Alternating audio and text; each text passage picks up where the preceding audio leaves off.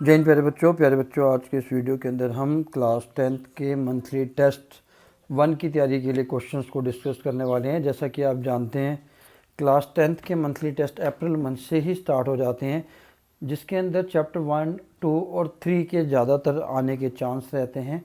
तो इस वीडियो के अंदर हमने चैप्टर 1 और 2 के कुछ इंपॉर्टेंट क्वेश्चंस को लिया है, जो फाइनल में भी रिपीट होते हैं, टर्म्स चेंज होती है, but questions as it is ही आते हैं।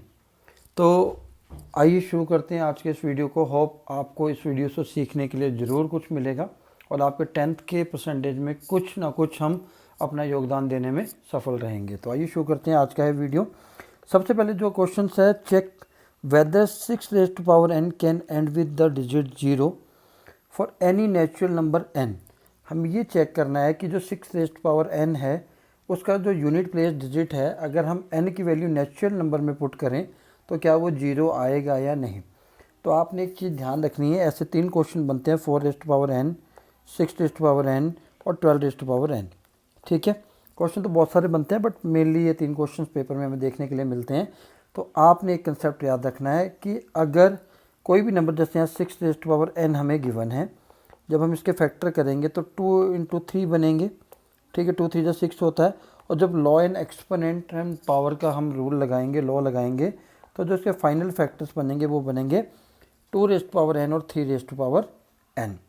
तो कभी भी ऐसा कोई क्वेश्चन आता है कि चेक करो कि इसका डिजिट क्या हो, 0 होगा, 0 के साथ एंड करेगा या नहीं, तो आपने एक कंडीशन याद रखनी है। तो एनी नंबर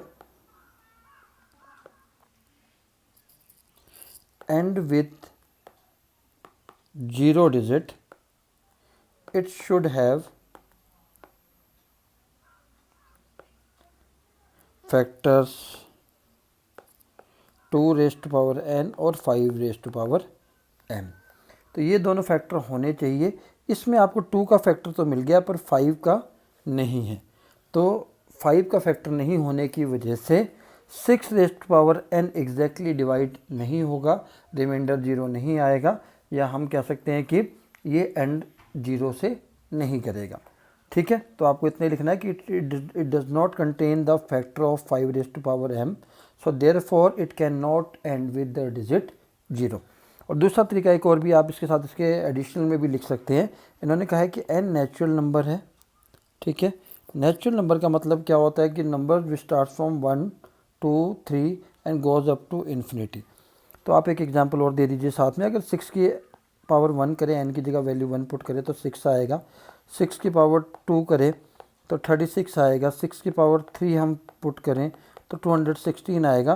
तो इन सभी के जो एंड डिजिट आप देख सकते हैं 0 नहीं है, so it can not end with 0। But main reason आपको क्या देना है कि it should consist of the factors 2 raise to power n and 5 raise to power m।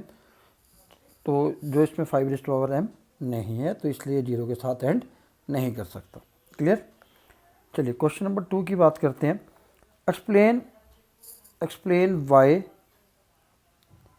7 × 11 × 13 + 13 and this number are composite numbers. तो सबसे पहले आपको कंपोजिट नंबर की डेफिनेशन पता होनी चाहिए। ठीक है, कंपोजिट नंबर्स आर दो numbers which have more than 2 factors. ठीक है, तो फैक्टर्स की बात कर ही रहे हैं तो आपको फैक्टर्स पता होने चाहिए। ठीक है, फैक्टर्स के लिए एक एग्जांपल ले लेते हैं हम नंबर 4 का। अब 4 किस किस टेबल से डिवाइड हो जाता है? एग्जैक्टली 1 से हो जाता है, 2 से भी एग्जैक्टली डिवाइड हो जाता है और 4 से भी। इन तीनों नंबर से जब हम 4 को डिवाइड करते हैं तो हमारे पास रिमाइंडर क्या आता है? 0। ठीक है, तो ऐसे नंबर जो गिवन नंबर को एग्जैक्टली डिवाइड कर देते हैं और रिमाइंडर 0 आए, इन नंबर को हम क्या कहते हैं? फैक्टर्स। ठीक है, तो हमें यही प्रूफ करना है कि इस वाले के 2 से ज़्यादा फैक्टर है। तो आपको करना कैसे है? आपने क्वेश्चन लिख लिया 7 × 11 × 13 + 13। तो आप देखेंगे कि यहाँ पर 13 और 13 दोनों में कॉमन है। ठीक है, तो 13 को हमने कॉमन ले लिया। ब्रैकेट में बचेगा 7 × 11, क्योंकि यहाँ पर प्लस का साइन था तो प्लस का साइन आ गया और साथ में बचा 1, क्योंकि जब हमने यहाँ से पूरा 13 कैरी कर लिया, ये 13 मतलब 13 × 1 है, तो 13 में से 13 कैरी चला गया तो यहाँ बचेगा 1। ठीक है, अब आपने कुछ नहीं करना, इन दोनों नंबर को मल्टीप्लाई कर लीजिए। 7 × 11 कितना होता है? 77 + 1। 13 × 77 + 1 कितना होता है? 78। ठीक है, आप यहाँ तक भी लिख कर स्टॉप कर सकते हैं क्योंकि ये 2 नंबर ऑलरेडी हैं, इनके साथ 1 होगा ही, तो ये 2 factor more than 2 factors already आपको दिख रहे हैं। ठीक है, बट फिर भी अगर आप आगे भी करना चाहें तो क्या करेंगे, 78 के आपने प्राइम फैक्टर बना लेने हैं प्राइम फैक्टराइजेशन मेथड से। ठीक है, तो जब आप इसको करके देखेंगे तो ये प्राइम फैक्टर कुछ ऐसे बनेंगे।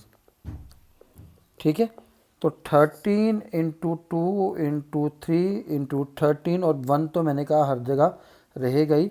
आप देख सकते हैं तो कितने फैक्टर हो गए, 1 2 3 4 फैक्टर, तो मोर देन 2 फैक्टर्स हैं, तो हम इसको क्या कहेंगे, कंपोजिट नंबर कहेंगे। सिमिलरली आपको इस वाले क्वेश्चन में भी प्रूव करना है, यहाँ से आपको 5 कॉमन निकल जाएगा, बाकी आगे क्वेश्चन एज इट इज़ है। क्वेश्चन नंबर 3 की बात करें, this is very very important question जो आपके फाइनल एग्जामिनेशन में, बोर्ड के फाइनल एग्जामिनेशन में इस बार भी आया था, इस बार बोर्ड में आया था √3। तो हम √5 कर लेते हैं, बाकी मैं आपको साथ के साथ समझा दूंगा कि आपने अगर √3 हो जाए, √7 हो जाए तो आपने क्या चेंज करना है। बाकी सारा क्वेश्चन एज इट इज़ है। प्रूफ क्या करना है कि हमें √5 क्या है, इरेशनल है। ठीक है, इरेशनल का मतलब क्या होता है, जिसको हम p/q की फॉर्म में नहीं लिख सकते। ठीक है, तो आइए स्टार्ट करते हैं। सबसे पहले हमें लेट करना है इसके अपोजिट, लेट √5 इज़ रेशनल। जबकि हमें प्रूफ क्या करना है, इरेशनल, तो मैंने इसका उल्टा लेट किया कि मान लीजिए कि √5 क्या है, रेशनल है। ठीक है, रेशनल कौन से होते हैं, जिसको हम p/q की फॉर्म में लिख सकते हैं। तो आइए फिर √5 को हम p/q की फॉर्म में लिख देते हैं, क्योंकि हमने कहा क्या है कि ये रेशनल है।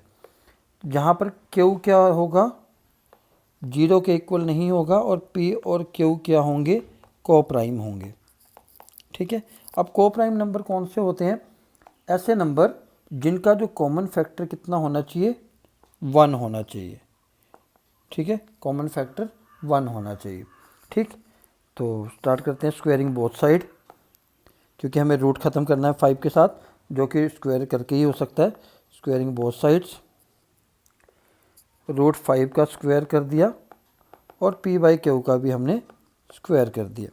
ठीक है, यहाँ से स्क्वायर रूट कैंसिल हो गया, तो ये हो जाएगा 5, ये p²/q² बचेगा। ठीक है, अब हमें इन दोनों नंबर को आपस में क्या कर देना है, इंटरचेंज कर देना है। क्या आएगा, q² = p²/5। ठीक है, अब आपने एक चीज़ ध्यान रखनी है, क्या ध्यान रखना है कि यहाँ पर हमने p/q लिखा था ना, तो पहले मैं p² के नीचे 5 लेकर आऊँगा, फिर बाद में मैं q² के नीचे 5 लेकर आऊँगा। रीज़न मैं बाद में बताता हूँ क्यों कर रहा हूँ। ठीक है, यहाँ पर लिखने के बाद आपने ब्रैकेट में लिखना है, as p² is divisible by 5, क्योंकि p² को 5 डिवाइड करना है ना। ठीक है, therefore p is also divisible by 5। ठीक है, ये लिख दिया। चलिए आगे चलते हैं।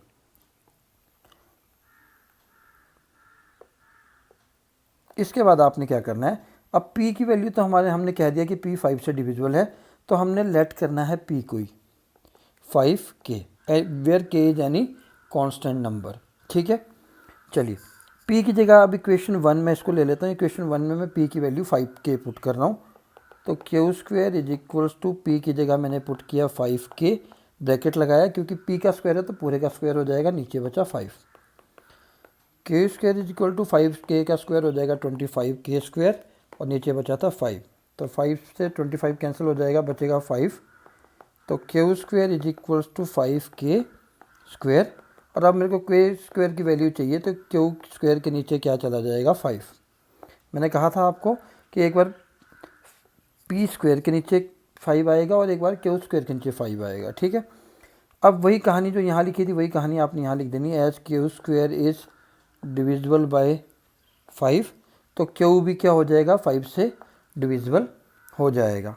अब दोनों ही हमने देखा कि p भी 5 से डिविजिबल हो रहा है और q भी 5 से डिविजिबल हो रहा है, तो इनका कॉमन फैक्टर क्या हो गया,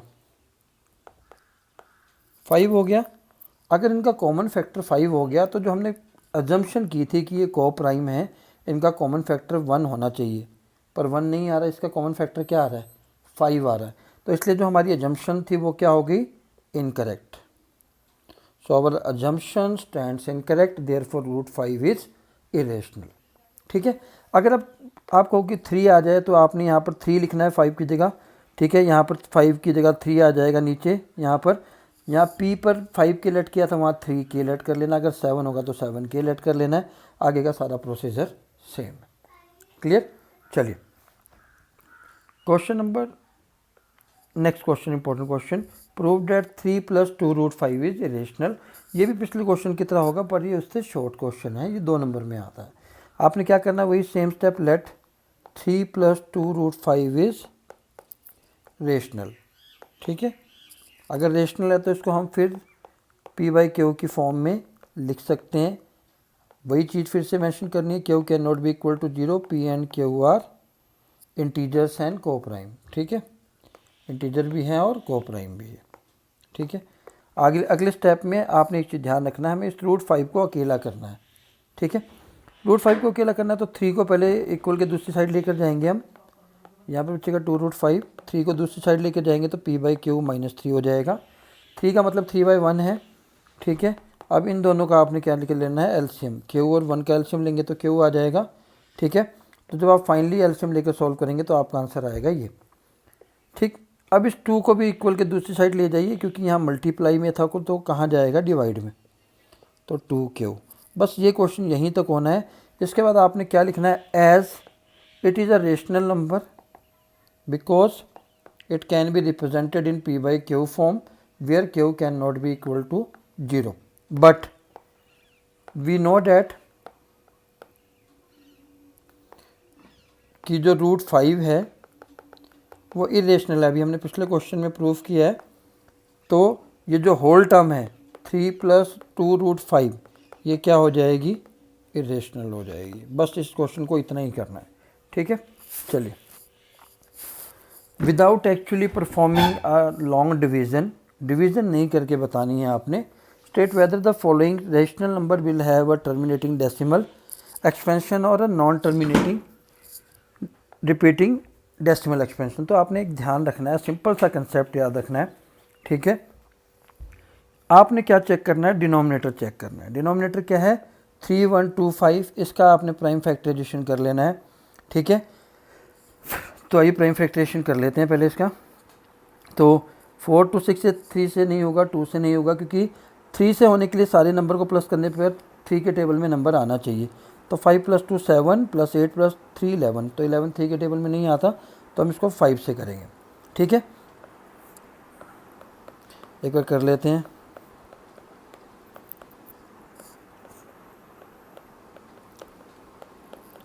तो आप देखेंगे कि इसका जो आया 5 की पावर 5 आया।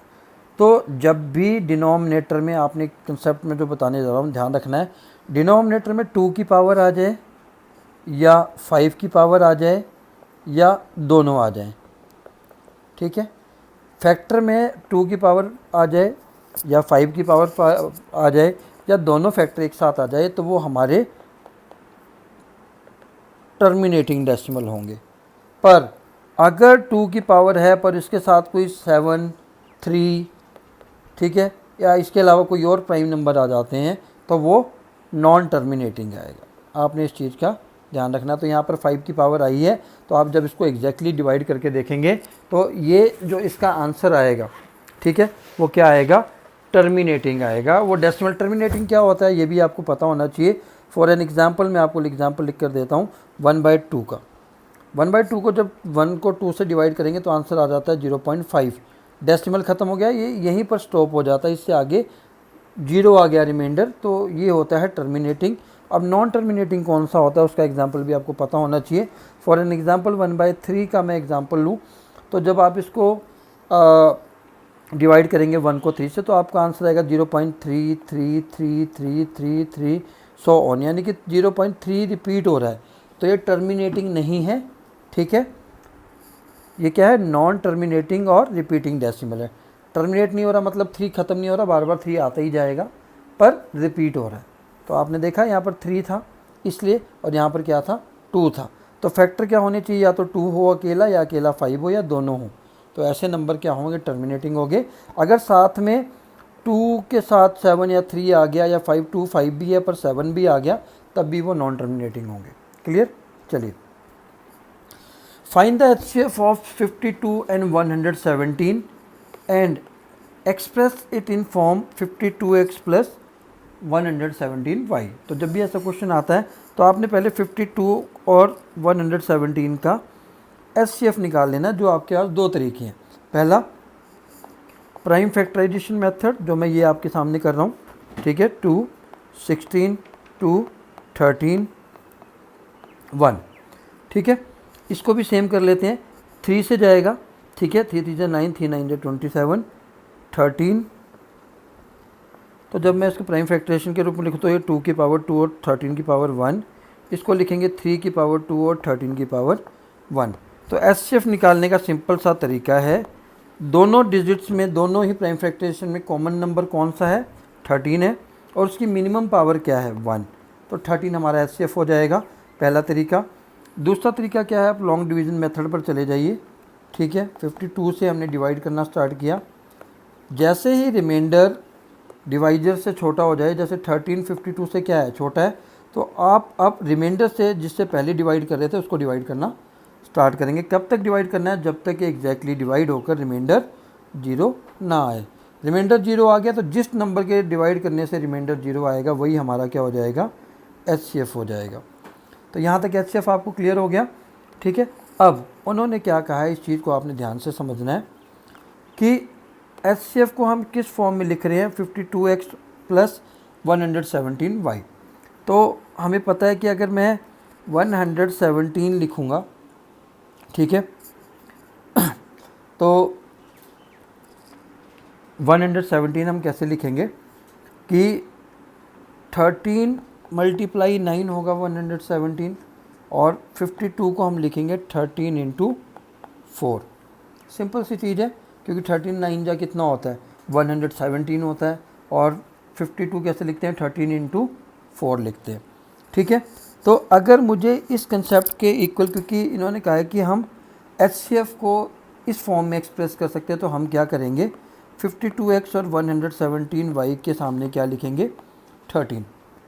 मतलब हमें अब x की और y की कोई ऐसी वैल्यू पुट करके चलनी है जिससे हमारा सॉल्व करने के बाद आंसर क्या आ जाए, 13 आ जाए।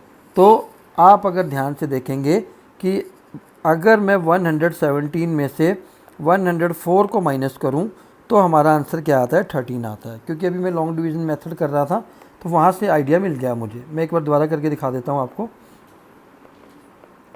जब मैंने ऐसे किया था तो हमारा आंसर क्या आ रहा था, 13। यानी कि मेरे को 117 में से 104 को माइनस करना है। तो 104 कब आएगा, जब मैं x की वैल्यू क्या पुट करूँगा, -2, और यहाँ पर 117 ही रखने के लिए मुझे y की वैल्यू क्या पुट करनी पड़ेगी, 1, ठीक है। तो x की वैल्यू क्या है, -2 आ गई, और y की वैल्यू क्या आ गई, 1। ऐसे ही हमारे दोनों आंसर आ गए। आप चेक भी कर सकते हैं, -104 आ गया, ये 117 आ गया। जब 117 में सिर्फ 104 को माइनस किया तो दोनों आ गए 13, ठीक है। एक क्वेश्चन तो ये ऐसा आता है, एक और तरीके का क्वेश्चन आता है, मैं आपको वो भी करवा देता हूँ, ठीक है। कई बार क्वेश्चन होगा यहाँ 52 की जगह 65 होगा और 117 एज इट इज़ होगा, और लिखा होगा कि इसको हम इस फॉर्म में एचसीएफ को हम ऐसे एक्सप्रेस कर सकते हैं। तो आपने सेम एचसीएफ निकाल लेना है, चाहे डिवीज़न मेथड से, ठीक है। तो जब हम इसको कैलकुलेट करेंगे तो आप देखेंगे कि ये फिर से 13 पर जाकर ही एग्जैक्टली रिमाइंडर आएगा 0। तो यानी कि एचसीएफ 13 आ गया। तो ये जो एचसीएफ आया है 13, आपने इसको इसके सामने रख कर सॉल्व कर देना है, ठीक है। यहाँ से अब इजी हो गया, -117 को इक्वल के दूसरी साइड लेके जाऊँगा, 13 + 117 हो जाएगा। इन दोनों को प्लस किया तो 130 आ जाएगा। m निकालने के लिए 65 को दूसरी साइड लेके जाऊँगा इक्वल के, तो डिवाइड में चला जाएगा, 65 2 × 130, ठीक है। तो दोनों ही केसेस में आपने जो एचसीएफ निकला है, इस केस में भी इसके सामने एचसीएफ की वैल्यू हमने 13 रखी थी, और इस केस में भी जो एचसीएफ आया उसके सामने निकाल कर हमने सॉल्व कर दिया। Next question, if HCF of 2 number is 1, the 2 numbers are called relatively prime और को प्राइम नंबर। अब एग्जाम्पल देख लीजिए, को प्राइम नंबर का एक एग्जाम्पल ले लेते हैं। एक नंबर हमने लिया 4 और एक लिया 5, ठीक है। फैक्टर्स 4 के क्या होंगे, 1 से डिवाइड हो जाता है एग्जैक्टली, 2 से भी हो जाता है, 4 से भी। 5 किससे होता है 1 और 5 से। जब हम इसके कॉमन फैक्टर को देखेंगे तो क्या आ रहा है 1, ठीक है। तो को प्राइम प्रूफ हो गया। प्राइम नंबर्स के भी आप चेक कर लीजिए 5 और 7, तो दोनों के फैक्टर में कॉमन क्या आ रहा है 1। तो इसीलिए जब भी ऐसा क्वेश्चन है कि अगर दो नंबर का जो HCF है वो 1 है तो वो नंबर कौन से होंगे, इधर को प्राइम और प्राइम। द नंबर 2.35 की पावर बार इज़ कैसा नंबर है, आप देखिए अगर बार लगा है तो बार का मतलब क्या होता है कि 353535, क्योंकि दोनों नंबर पर बार है तो ये दोनों नंबर ही बार बार क्या हो रहे हैं, रिपीट हो रहे हैं, टर्मिनेट नहीं हो रहे, क्योंकि रिपीट होते जा रहे हैं तभी बार लगा है, ठीक है। तो इसका आंसर आएगा ये रेशनल नंबर है। क्यों, क्योंकि रेशनल नंबर की कंडीशन, दो कंडीशन होती है, पहला या तो टर्मिनेट हो जाए पूरी तरह डेसिमल, या टर्मिनेट ना हो नॉन टर्मिनेटिंग, बट डेसिमल के बाद नंबर क्या होंगे, रिपीटिंग होंगे। क्लियर, तो ये हमारा हो गया रेशनल नंबर। अब आगे पॉलिनोमियल के question. If the sum of zeros of quadratic polynomial. पहले पॉलिनोमियल क्या होते हैं, पॉलिनोमियल का सिंपल सा मतलब होता है मैनी टर्म्स। पॉली का मतलब मैनी और नोमियल का मतलब टर्म्स, ठीक है। तो जिनमें ज़्यादा टर्म्स होती हैं, दो या दो से ज़्यादा, उनको हम क्या कहते हैं, पॉलिनोमियल, ठीक है। पॉलिनोमियल की कैटेगरी होती है जैसे कांस्टेंट पॉलिनोमियल, ठीक है। तो हमें पता कैसे लगता है, डिग्री से। अब डिग्री क्या होती है ये भी थोड़ा सा बेसिक बता देता हूँ। तो वेरिएबल की जो हाईएस्ट पावर होती है उसको हम डिग्री कहते हैं। फॉर एन एग्जांपल x की पावर 4, 7x की 3 minus 6x square plus 10x minus 5। अब इसके अंदर हम x देखिए कितनी जगह है, पर इसकी हाईएस्ट पावर क्या है, 4 है। तो जो हाईएस्ट पावर होगी उसको हम क्या कहेंगे, डिग्री कहेंगे। अब डिग्री से ही हमें पता लगता है कि जो पॉलिनोमियल होगा वो लीनियर होगा, क्वाड्रेटिक होगा, कैसा होगा। कांस्टेंट पॉलिनोमियल कौन सा होता है, पॉलिनोमियल कौन सा होता है जिसकी डिग्री क्या होगी, 0 होगी, ठीक है। जिसकी डिग्री 1 होगी उसको हम लीनियर पॉलिनोमियल कहेंगे। For an example 4x plus 5। जिसकी डिग्री 2 होगी उसको हम कहेंगे क्वाड्रेटिक पॉलिनोमियल, ठीक है। For an example x square minus 7x plus 5। जिसकी डिग्री 3 होगी उसको हम क्यूबिक पॉलिनोमियल कहते हैं, ठीक है। तो एक चीज़ और आपने ध्यान रखनी है, जितनी डिग्री होगी, जैसे लीनियर की डिग्री 1 है तो इसके मैक्सिमम जीरोस कितने बन सकते हैं, 1। क्वाड्रेटिक की डिग्री 2 है तो इसमें मैक्सिमम कितने जीरोस बन सकते हैं, 2। क्यूबिक की 3 है तो इसमें मैक्सिमम जीरोस कितने हो सकते हैं, 3, ठीक है।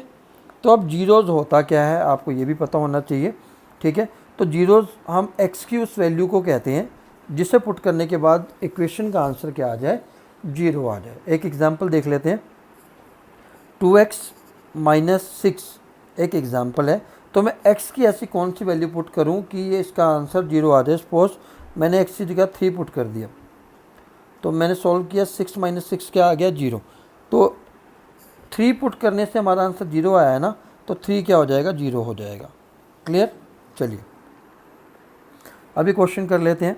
If the sum of the zeros of the quadratic polynomial. तो क्वाड्रेटिक पॉलिनोमियल का जब भी बात होती है तो आपको जनरल इक्वेशन पता होनी चाहिए, ax square plus b x plus c. जहाँ पर a क्या होगा, 0 नहीं हो सकता। क्यों नहीं हो सकता, क्योंकि अगर a की वैल्यू 0 हो जाएगी तो x स्क्वायर वाली टर्म 0 हो जाएगी, और x स्क्वायर वाली टर्म अगर 0 हो जाएगी तो हमारे पास क्या बचेगी, लीनियर पॉलिनोमियल, जबकि हम बात कर रहे हैं क्वाड्रेटिक की, ठीक है।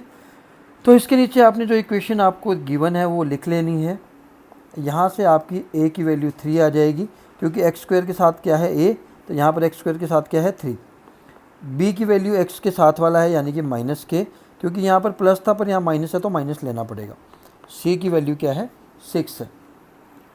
तो इन्होंने क्या गिवन है आपके, sum of zeros. Sum of zeros का मतलब होता है, फार्मूला है सम ऑफ जीरोस का अल्फ़ा प्लस बीटा, जिसका फार्मूला होता है minus B upon a. Alpha plus beta की वैल्यू इन्होंने सम कितना गिवन है, 3 गिवन है, तो यहाँ पर मैंने इसको इक्वल टू 3 कर दिया। माइनस बी, एक माइनस बी के साथ है और एक बी की वैल्यू में माइनस है। ए की वैल्यू क्या है, 3 है, इसको 3 के इक्वल पुट कर दिया। माइनस इंटू माइनस क्या हो जाएगा, प्लस हो जाएगा, के अपॉन 3। अब जब मैं 3 को दूसरी साइड लेकर जाऊंगा तो 3 इंटू 3 क्या हो जाएगा, 9 हो जाएगा। तो k की वैल्यू आ गई 9। चलिए, if alpha and beta are the zeros of the polynomial find the value of alpha square plus beta square. तो जब ये क्वाड्रेटिक इक्वेशन आपको ऑलरेडी गिवन है तो सम ऑफ जीरोस का फार्मूला होता है अल्फ़ा प्लस बीटा मतलब माइनस बी अपॉन ए, ठीक है, और प्रोडक्ट ऑफ जीरोस का मतलब होता है फार्मूला होता है सी अपॉन ए। हमें कैलकुलेट क्या करना है, alpha square plus beta square, ठीक है। ये किस फार्मूले में आपने देखा हो, अगर आपको ध्यान में हो तो इसका फार्मूला होता है ए प्लस बी की होल स्क्वायर का फार्मूला आपको याद होगा, ए का स्क्वायर बी का स्क्वायर, ठीक है, प्लस 2ab, ठीक है। पर हमें निकालना क्या है, इसकी वैल्यू निकालनी है, तो 2ab को मैं इस साइड ले आता हूँ। अल्फ़ा प्लस बीटा का स्क्वायर ये वाला माइनस 2 अल्फ़ा बीटा, यहाँ पर क्या बचेगा, alpha square plus beta square, क्योंकि मुझे इसकी वैल्यू निकालनी है, ठीक है। अब कुछ नहीं, अल्फ़ा प्लस बीटा की वैल्यू हमारे पास है माइनस बी अपॉन ए का स्क्वायर माइनस अल्फ़ा बीटा की वैल्यू है सी अपॉन ए। जब स्क्वायर सॉल्व करेंगे तो माइनस हट जाएगा,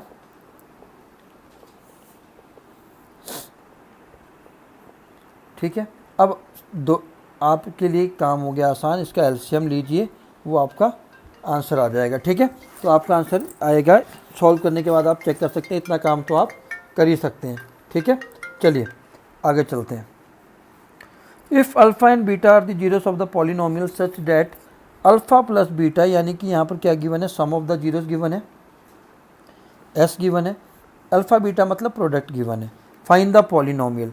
तो क्वाड्रेटिक पॉलिनोमियल लिखने का जो फार्मूला होता है वो होता है X square minus sum of zeros X plus product of zeros. तो इसको सिंपल सी लैंग्वेज में हम कैसे लिखते हैं, x square minus S x plus P, ठीक है, जहाँ पर एस क्या है, अल्फ़ा प्लस बीटा की वैल्यू जो कि हमारे पास माइनस बी अपॉन ए होती है, और पी क्या है, प्रोडक्ट यानी कि अल्फ़ा बीटा जो हमारे पास सी अपॉन ए होता है। तो कुछ नहीं करना है आपने, इस क्वेश्चन के अंदर एक्स स्क्वायर है ही, सम की वैल्यू आपके पास -6 है तो एस की जगह -6 पुट कर दिया, और पी की वैल्यू आपके पास 5 गिवन है, माइनस माइनस क्या हो जाएगा, प्लस हो जाएगा, तो 6x + 5 बन गया क्वाड्रेटिक पॉलिनोमियल। इतना ही है। Find the zeros of the quadratic polynomial and verify the relationship between zeros and the coefficient. Most important question of polynomial, zeros find out करनी है, ठीक है, 3x² - 75। जीरोस फाइंड आउट करने के आपके दो मेथड होते हैं, स्प्लिटिंग द मिडिल टर्म या क्वाड्रेटिक फार्मूला, पर ये सिंपल है। एक क्वेश्चन हम आगे और करेंगे उस टाइप का। तो यहाँ से ऑलरेडी आपको दिख रहा है कि ये जनरल इक्वेशन तो है ax² + bx + c, पर इसमें bx वाली टर्म नहीं है, तो ये सिंपल है, आपने इसमें से कॉमन नंबर ले लेना है। आप देख सकते हैं कि यहाँ से कॉमन आएगा 3, ठीक है, तो 3 कॉमन लेने के बाद यहाँ बचेगा x² - 25।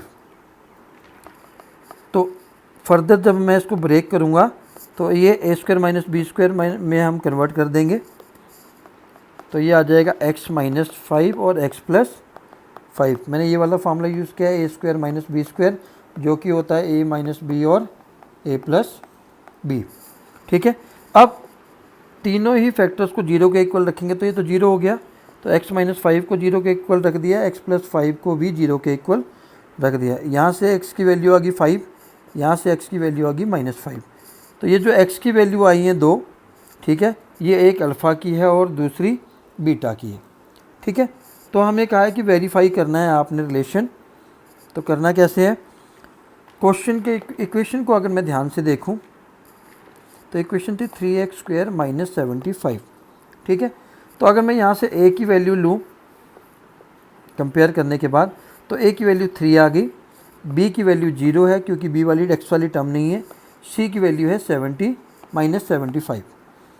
तो यहाँ से अल्फ़ा प्लस बीटा की वैल्यू अगर मैं निकालूँ तो -b अपॉन a होती है, b की वैल्यू 0 है तो सारा 0 हो जाएगा, अल्फ़ा बीटा की वैल्यू होती है c अपॉन a, यानी कि -75/3, सॉल्व करेंगे तो -25 आ जाएगा। अब जो आपने अल्फ़ा और बीटा की वैल्यू निकाली है इसको चेक करना है, ठीक है। इस हिसाब से अगर मैं अल्फ़ा प्लस बीटा निकालूँ तो 5 - 5 कितना आ गया, जीरो, यहाँ भी जीरो है अल्फ़ा प्लस बीटा की वैल्यू, और यहाँ भी एक चीज़ हमारी वेरीफाई हो गई। दूसरा क्या निकालना था, अल्फ़ा बीटा मतलब मल्टीप्लाई करना था, 5 इंटू -5 कितना हुआ, -25। ये वाली वैल्यू भी वेरीफाइड हो गई, तो हैंस वेरीफाइड। तो आपने क्या करना है, एक बार जो फार्मूला आपको पता है उससे अल्फ़ा प्लस बीटा निकालना है, और एक बार जो आपने अल्फ़ा बीटा की वैल्यू निकाल ली वहाँ से अल्फ़ा प्लस बीटा और अल्फ़ा इंटू बीटा निकालना है। अगर दोनों ही वैल्यू सेम आ जाती है तो आपका आंसर सही है। एक क्वेश्चन और कहा था मैंने, कहा कि वैसे ही कर लेंगे। इसके अंदर देखिए 2x² -x -6, जनरल इक्वेशन हो गई a² plus bx plus c। यहाँ से जब मैं कंपेयर करूँगा तो a की वैल्यू 2 आ गई, b की वैल्यू -1, क्योंकि x के साथ कुछ नहीं है मतलब 1 है, क्योंकि यहाँ जनरल इक्वेशन में b प्लस में होता है पर वहाँ माइनस में, तो माइनस लेना है। c की वैल्यू यहाँ प्लस में थी पर वहाँ माइनस में है, तो -6 लेना है। तो फिर से वही अल्फ़ा प्लस बीटा निकाल लीजिए, क्या होता है -b/a। एक माइनस फार्मूले में है और एक b की वैल्यू में माइनस है, तो इस चीज़ का आपने ध्यान रखना, माइनस माइनस प्लस हो जाएगा 1/2। अल्फ़ा बीटा का फार्मूला होता है c/a, c की वैल्यू है -6 और a की अपॉन है 2। जब सॉल्व करेंगे तो क्या आ जाएगा, -3। अब यही दोनों वैल्यू आपने स्प्लिटिंग द मिडल टर्म से जो आपकी अल्फ़ा बीटा आएगी उसको सॉल्व करके प्रूफ करना है। तो स्प्लिटिंग द मिडल टर्म देख लेते हैं। 2 6 12 होता है, ठीक है। तो हमें ऐसे दो फैक्टर में ब्रेक करना है, तो हमने कर लिया -4x प्लस 3x।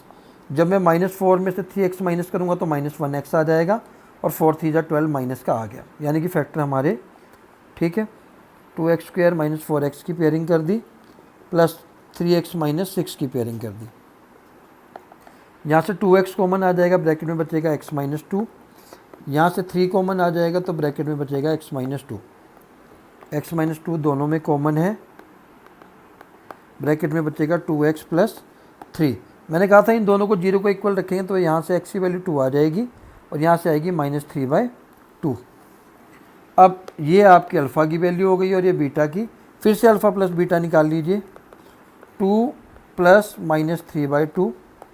जब इसको सॉल्व करेंगे 2 - 3/2, तो ये आ जाएगी सॉल्व करने के बाद 1/2। यहाँ भी 1/2 थी और यहाँ पर भी 1/2 आई है, तो सही है। अब अल्फ़ा बीटा निकाल लेते हैं। अल्फ़ा बीटा 2 इंटू -3/2, दोनों को मल्टीप्लाई किया तो -3 आ गई। यहाँ भी -3 थी, यहाँ भी -3, यानी कि हैंस वेरीफाइड। सिंपल सी चीज़ है, जो आपने अल्फ़ा बीटा की वैल्यू फार्मूले के हिसाब से निकाली है और जो बाद में अल्फ़ा बीटा आने के बाद इन दोनों को प्लस किया और मल्टीप्लाई किया, वो दोनों सेम आनी चाहिए, ठीक है। तो प्यारे बच्चों, यहाँ तक अभी तक हमने बहुत सारे क्वेश्चन डिस्कस कर लिए। होप आपको सभी क्वेश्चन समझ में आए होंगे। अगर आप और वीडियोस चाहते हैं तो आप कमेंट बॉक्स में कमेंट करना और इस वीडियो को लाइक करना ना भूलें। अगर आप चाहते हैं अपने दोस्तों के इस वीडियो को अपने दोस्तों तक भी शेयर करें, ताकि उसको भी इस वीडियो से कुछ सीखने का मौका मिले। If alpha and beta are the zeros of the polynomial, find the quadratic polynomial whose zeros are. Quadratic polynomial का मैंने फार्मूला भी आपको बताया था कि x² - sx प्लस p होता है, ठीक है। तो इसके अल्फ़ा और बीटा इस पॉलिनोमियल के रूट हमें गिवन है, ठीक है। तो इस पॉलिनोमियल के हिसाब से 6y² - 7y प्लस 2 के हिसाब से जो अल्फ़ा और बीटा की वैल्यू आएगी -b/a आएगी, ठीक है। तो -b की वैल्यू -7 है तो +7 हो जाएगी, और a की वैल्यू है 6। अल्फ़ा बीटा की वैल्यू c/a, c की वैल्यू है 2 और a की वैल्यू है 6, तो 1/3, ठीक है। पर हमें निकालने के लिए बोला है कि जिसके 1/α है, 1/α और 1/β, तो हमें सम चाहिए होता है पॉलिनोमियल के लिए। इन दोनों का सम करेंगे तो एलसीएम लेंगे तो अल्फ़ा बीटा आ जाएगा और ऊपर आ जाएगा beta plus alpha. Beta plus alpha मतलब अल्फ़ा प्लस बीटा एक ही बात है। इसका आया 7/6 डिवाइड, ठीक है। और इसका है हमारे पास अल्फ़ा बीटा की वैल्यू क्या थी हमारे पास 1/3, ठीक है। तो जब आप इसको सॉल्व करेंगे तो इसका आंसर आ जाएगा 7/2। सिमिलरली 1/α और 1/β, ठीक है। तो 1/α बीटा हो जाएगा, तो जब 1 को डिवाइड करेंगे 1/3 से तो इसका आंसर आ जाएगा 3, ठीक है। तो आपका आसान हो गया। आपको फार्मूला था x² - sx plus p। s की वैल्यू थी आपके पास 7/2 x और p की वैल्यू आपके पास है ये 3, ये बन गया आपका पॉलिनोमियल। ठीक है प्यारे बच्चों, ये था एक मंथली टेस्ट के ऊपर वीडियो, जिससे आपके मंथली टेस्ट में काफ़ी क्वेश्चन बनने वाले हैं। आई होप कि आपको कुछ चीज़ें समझ में आई होंगी। एक मंथली टेस्ट का वीडियो मैं आपके पास और लेकर उपस्थित होऊंगा, ठीक है, जिसके अंदर हम जो बचे हुए क्वेश्चन रह गए इंपॉर्टेंट उनको भी डिस्कस करेंगे। तो आज के लिए इतना ही, फिर मिलते हैं नेक्स्ट वीडियो में नेक्स्ट इंपॉर्टेंट क्वेश्चन के साथ। Till then take care, bye bye, जय हिंद।